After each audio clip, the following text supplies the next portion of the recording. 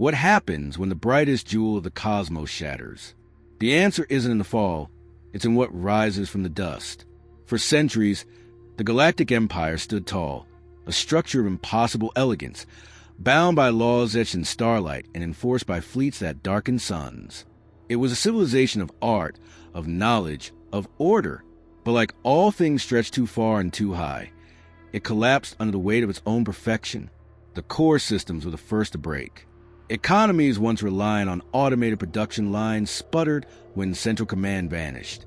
Worlds that had never seen a single act of violence in generations erupted in chaos. Without imperial oversight, governors turned to warlords, fleets splintered into rival factions, and once pristine metropolises were left to rot. Communication relays failed, trade routes collapsed, and in orbit around thousands of these dying worlds, debris fields bloomed like metallic flowers. They called them orbital graveyards. Hulks of warships, cargo freighters split in two, space stations fractured and lifeless, all drifting in silence. No longer tools of power, these were now hazards, clutter, forgotten monuments to ambition. The elite abandoned them. Engineers fled to safer colonies. But one species moved in, humans. Not the humans of Earth's golden past, but the descendants of laborers, outcasts, and refugees dumped in the Empire's corners. These humans didn't live in shining towers or manicured arcologies. They were born in zero-G slums, on rusting satellites stitched together with scavenged paneling. They wore oxygen suits patched a dozen times over, and learned to weld before they could read. Their childhoods were spent stripping electronics from broken NAV systems. Their dreams filled not with conquest, but with survival. They found value where others saw waste. A ruined dreadnought wasn't a monument to failure. It was 10 years of housing material, plumbing, and shield capacitors. Cargo bays became marketplaces. Fractured station cores were turned into community hubs. These humans didn't just survive among the wreckage. They adapted to it, mastered it. They formed salvage guilds and barter syndicates, built laws based on honor and trade weight, and passed down knowledge in the form of grease-stained manuals and whispered tricks of the craft. Their world wasn't glamorous. It was dangerous, brutal, and unyielding. One misstep in a pressure lock could mean death. One misread radiation signature, and an entire outpost might vanish. But they thrived because no one else could. When life handed them scraps, they made tools. When the universe offered silence, they answered with clanking hulls and humming reactors brought back from the dead. The rest of the galaxy ignored them. Why care about the rats in the walls when entire worlds were being lost? But that was a mistake, because in the shadows of a dying empire, among the steel bones of forgotten ships, something new was growing. A generation hardened by vacuum, tempered by metal, and taught by the failures of the past. They weren't heroes. They didn't wear uniforms or salute flags.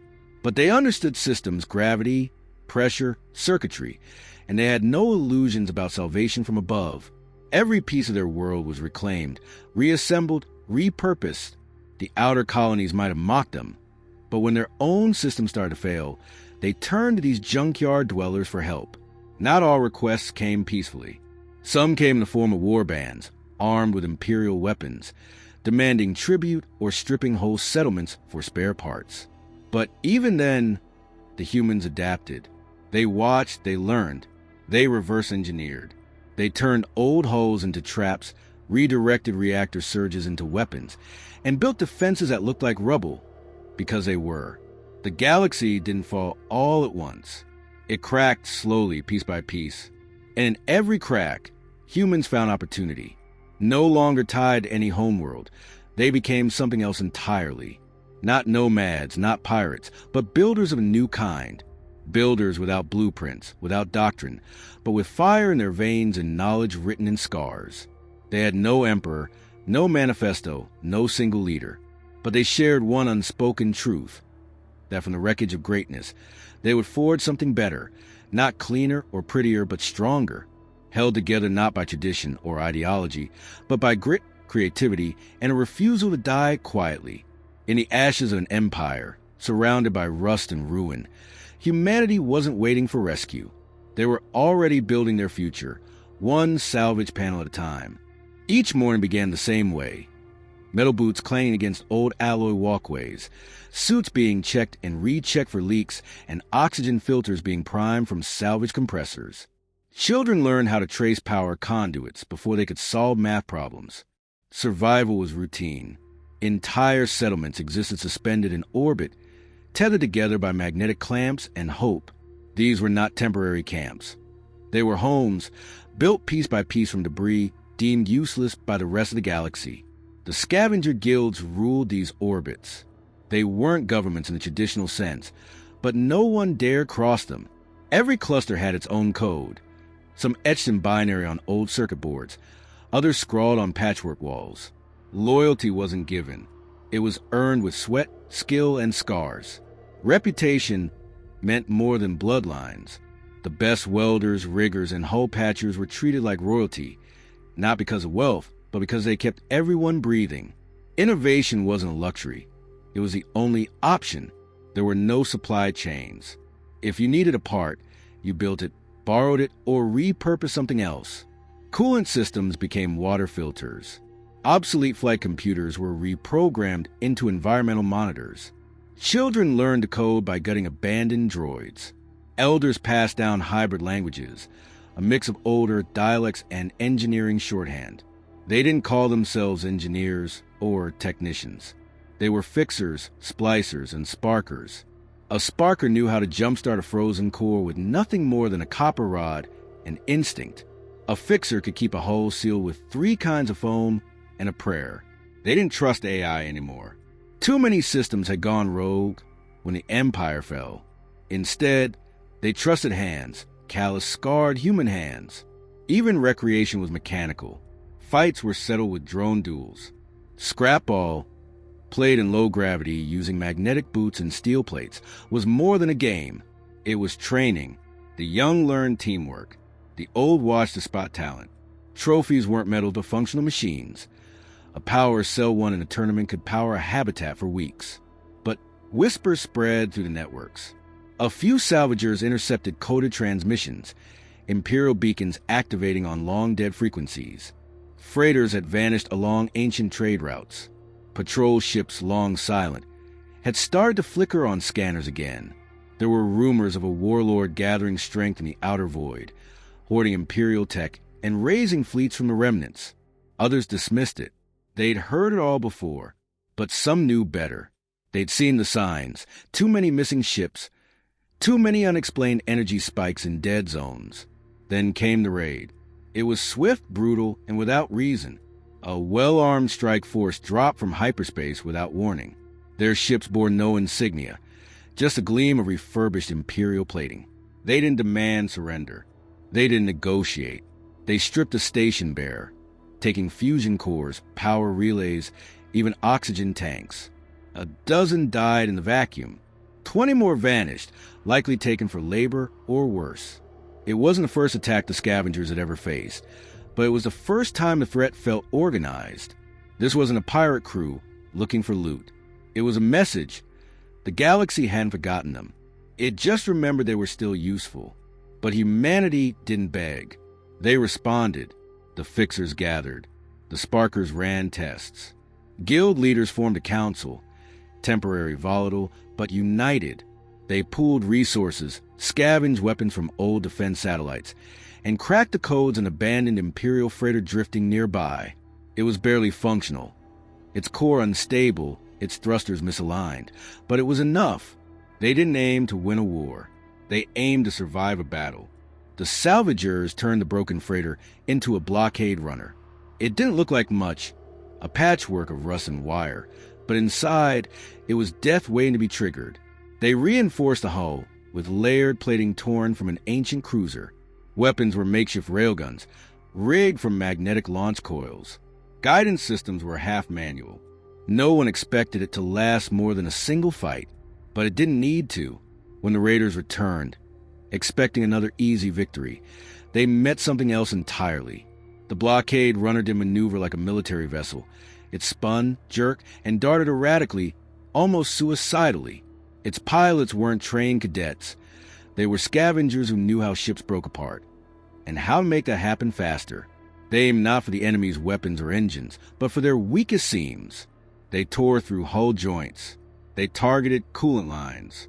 They weaponized knowledge born from years of stripping wrecks. The battle didn't last long. 2 raider ships exploded. The others fled, stunned by the ferocity, the unpredictability. They hadn't expected resistance, least of all from humans with no navy, no backing, and no reason to fight except survival. That day changed everything. Word spread.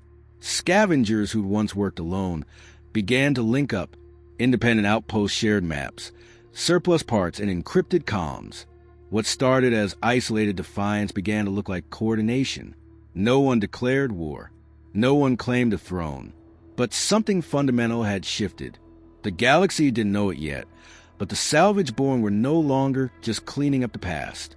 They were preparing to build a future, and their enemies had made the worst mistake of all. They reminded humanity what it was like to be threatened.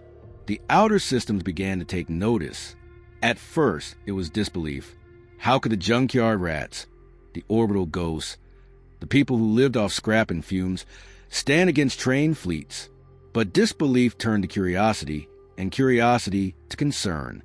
The former nobles of the fallen empire, now reduced to planetary lords and local despots, saw a threat in the rise of these patched-together forces. They dismissed them as lucky scavengers at first, but supply lines were vanishing. Sensor buoys were going dark, and ships that ventured too close to salvage zones simply didn't return. One by one, messages started to reach the humans, offers cloaked as alliances. Help us rebuild. The Lord said, help us protect civilization. They offered titles, trade, even technology, but it always came with a leash. Always the expectation that the salvage-born would bend the knee, take orders, become tools. These offers were met with silence, not defiance, not insult, just the silence. Because humans had learned to survive without handouts, and they remembered who had abandoned them. They didn't need blueprints or bureaucracies. They had memory. Every failed pressure lock, every reactor surge, every hull breach, they remembered. Their knowledge was stored not in databases, but in callous hands and problem-solving minds. When one cluster discovered an ancient terraforming module, they didn't call any experts. They figured it out themselves, rebuilt it, made it work. They didn't just restore the atmosphere of a ruined moon. They made it better, more efficient, customized to handle higher populations and low-maintenance growth. News spread like static on an open frequency. Humans were restoring dead systems. They were turning abandoned stations into thriving settlements. Their technology didn't look advanced, but it worked and it lasted. Other species began to notice. Minor traders rerouted through human territory. Independent researchers offered barter for access to salvage hubs. Refugees fled their crumbling homes and begged for entry into the floating junk cities. That's when the raids changed. The next wave wasn't just looters. It was organized, disciplined, and ruthless. Ships bearing imperial heraldry, half-burned and rebranded, led by commanders who still believed they ruled something. They launched coordinated assaults, targeting the growing alliances between junkyard settlements. The aim wasn't conquest. It was suppression. Erase the threat before it matured. But the salvage-born were ready. What the attackers didn't understand was that humans didn't have a central command. They had redundancy. One station destroyed meant another picked up the slack. Their comms were decentralized, encrypted through thousands of repurposed nodes. They didn't rely on speed or firepower. They relied on unpredictability. Their tactics were unorthodox. Charging reactors to weaponize radiation bursts, detonating scrap clouds as kinetic shrapnel, luring enemy ships into gravity traps made from old mining rigs. They didn't win every fight. Losses were harsh. But each battle taught them more. They stripped enemy ships down to learn weaknesses. They captured tech and made it their own. A salvage cloaking array here, an old warp injector there. They wove it all together into systems that defy classification. Not imperial, not pirate, human. And from the heart of the biggest salvage hub, known only as Cradle, came something new. Not just a ship, but a statement. The Indomitable, a vessel 3 times larger than anything they'd ever assembled. It wasn't beautiful. It was ugly, brutal, and efficient. Its armor was a mismatched patchwork of battleship plating. Its engines were taken from 4 different species tech. Its crew wasn't trained.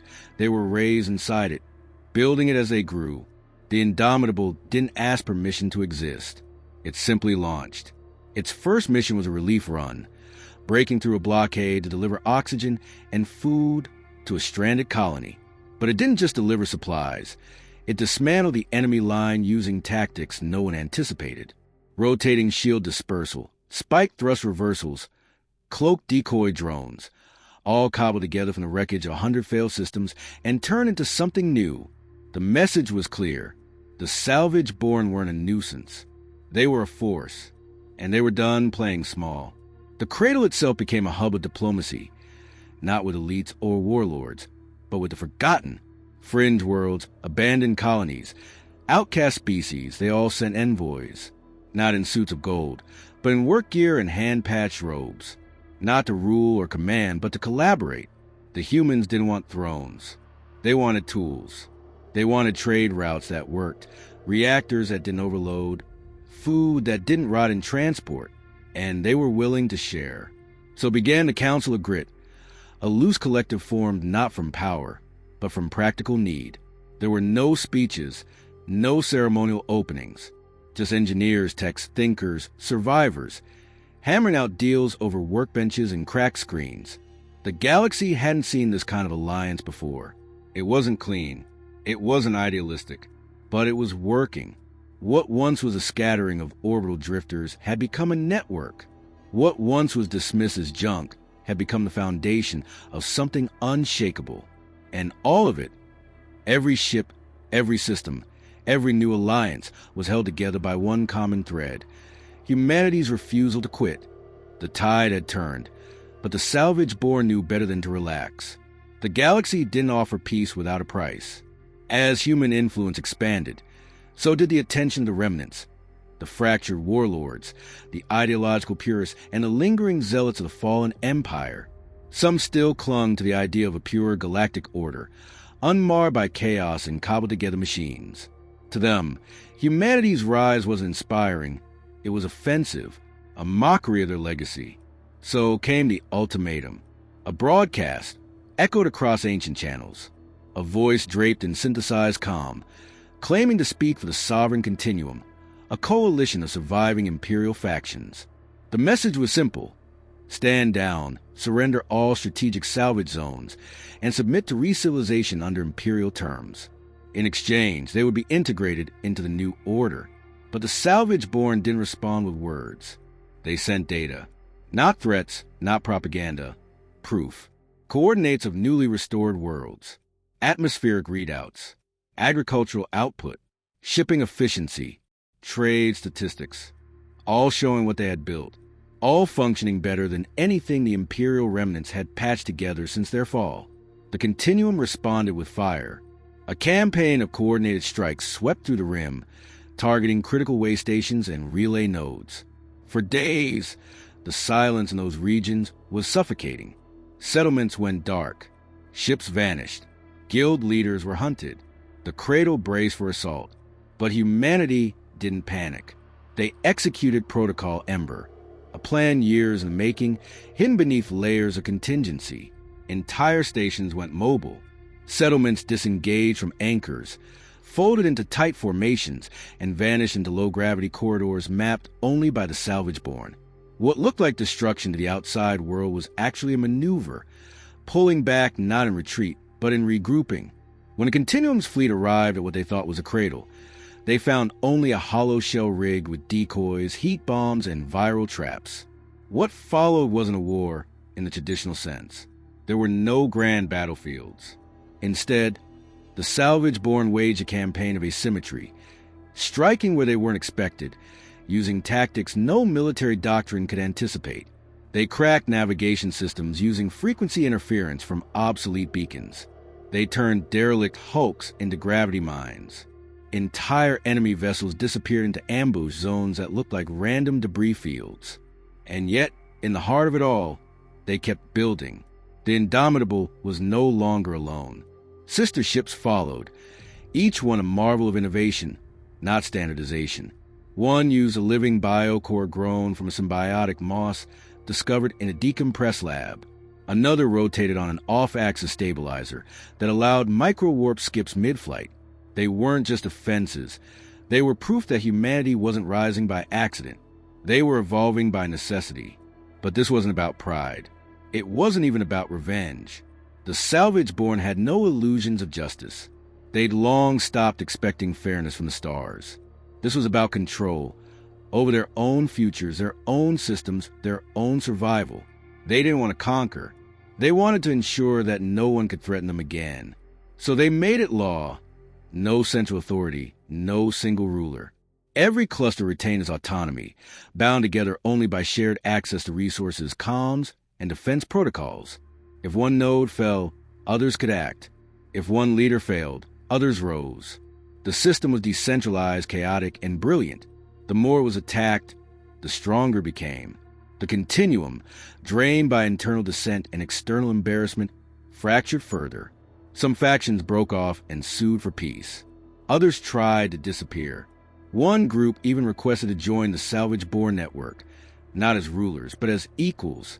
Not all were accepted. Trust wasn't cheap. In time, the stars grew quiet again, not with the silence of death, but with the hum of machines, trade, and conversation. Junk worlds became supply hubs. Wreck fields were cleared and transformed into research outposts. Academies emerged, not for politics or law, but for metallurgy, propulsion theory, and survival tactics. Humanity didn't just reclaim territory, they reclaimed relevance. And something else happened, something no one expected. Other species began copying them, not their tech. That was too human, too chaotic, but their principles. Decentralized systems, distributed power, mutual resilience. Alien settlements started to mimic the salvage-born model, adapting it to their own cultures. It wasn't called empire. It wasn't called republic. It had no name, just a whisper on the comms, passed from ship to ship, system to system. Build what lasts. Use what breaks. Trust what survives. The galaxy had finally learned what the salvage-born had always known. Civilization wasn't about polish or protocol. It wasn't about perfect symmetry or clean control. It was about persistence, about adapting, enduring, and rising again and again, no matter how many times the world fell apart. So now, when distant explorers chart the edges of reclaimed space, they no longer find silence. They find outposts humming with life. Ships patched with 12 different languages. Stations built from the bones of fallen titans. And everywhere, the unmistakable signature of human hands. Grimy, scarred, determined. The Junkyard Kings never wanted a crown. They only wanted a future. So they built one, out of the ruins of yesterday and the steel of their will.